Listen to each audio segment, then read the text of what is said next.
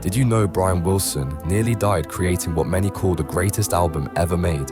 In 1966, the Beach Boys' genius was losing his mind while recording Pet Sounds. Wilson had been experimenting with LSD, and the drug sent him spiraling into complete paranoia. He installed a sandbox in his living room, filled it with sand, and refused to leave.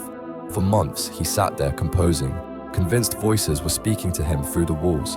His obsession became terrifying. He recorded the same instrumental sections hundreds of times. Each take had to be perfect, but perfect never came. Wilson locked himself in his bedroom, barely eating, slowly wasting away from malnutrition. When his bandmates finally found him, he was catatonic at the piano, completely unresponsive. They had to force feed him just to keep him alive. But from this mental breakdown came Pet Sounds, an album that changed music forever. His sacrifice of sanity gave the world a masterpiece. Follow Vinyl Curious for more unbelievable stories behind the music.